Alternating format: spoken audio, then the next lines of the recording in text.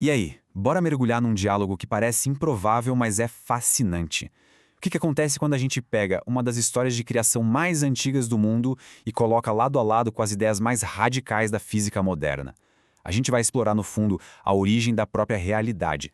Pois é. E para começar essa jornada, tem uma citação do teólogo Marconi Farias que, olha, define o tom perfeitamente. A ideia aqui não é uma briga, sabe? Não é para ver quem está certo. É mais uma exploração, como se a gente estivesse olhando para duas faces diferentes do mesmo grande mistério. Então, a grande pergunta que vai guiar a gente é essa. O que acontece se a gente tentar ler aquela linguagem poética, super antiga do Gênesis, mas com os óculos da física quântica e da cosmologia de hoje? Que tipo de conversa surge daí? Ok, então vamos fundo nisso. Mas antes, um ponto super importante, tá? O que a gente vai fazer aqui não é tentar provar que a Bíblia é um livro de ciências. Não é isso. O objetivo é outro. É buscar umas ressonâncias, umas conversas simbólicas bem profundas. É reconhecer que, no fundo, tanto a teologia quanto a física, cada uma do seu jeito, levam a linguagem ao limite para tentar descrever a origem de tudo. Isso leva a gente para um termo que é bom deixar claro logo de cara: concordismo. Basicamente, o concordismo é quando alguém tenta fazer uma correspondência direta, sabe? Tipo, essa frase aqui no texto antigo quer dizer exatamente essa descoberta científica aqui. É uma tentativa de encaixar as coisas de forma literal. E só para deixar bem claro mesmo, o que a gente está fazendo aqui não é concordismo. A nossa busca é outra. É por paralelos simbólicos, por diálogos, não por uma equivalência literal. Pensa nisso mais como um exercício de imaginação, de conversa, e não como uma tentativa de provar alguma coisa. Beleza? Com essa base bem definida, vamos direto para o primeiríssimo verso do Gênesis. Vamos explorar essa ideia de princípio. Aquela famosa frase de abertura, né? Uma frase que ecoou por milênios. Mas o que é que, no princípio, significa de verdade? E aqui a coisa fica fascinante, porque as duas linguagens, a antiga e a moderna, estão descrevendo uma ideia muito parecida. A palavra em hebraico, Bereshit, não é só tipo às 8 da manhã, não.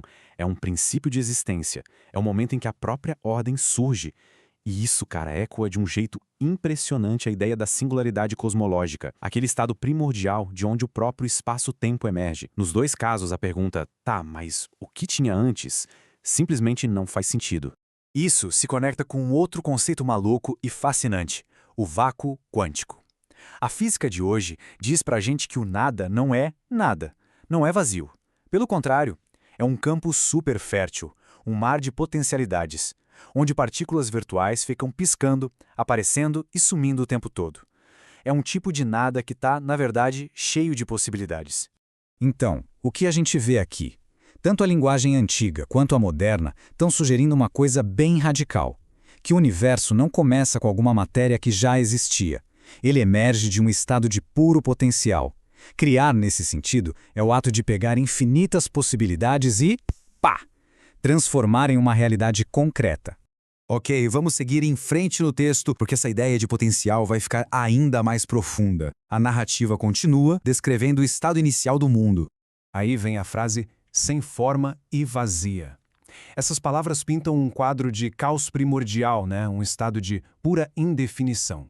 E é aqui que a conversa com a física quântica fica brilhante. A expressão em hebraico para isso é tohu vabohu, que não quer dizer só bagunça, desordem. Significa um estado de potencial que ainda não se manifestou.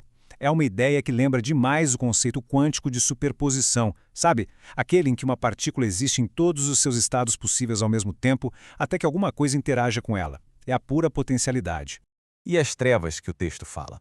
A ciência nos dá um eco simbólico muito poderoso para isso. Pensa só, por uns 380 mil anos, o universo bebezinho era tipo uma sopa de plasma super densa. A luz até existia, mas não conseguia viajar. Estava tudo preso, ou seja, era um universo opaco, um cosmos em trevas, não porque não tinha luz, mas porque a luz não podia se revelar.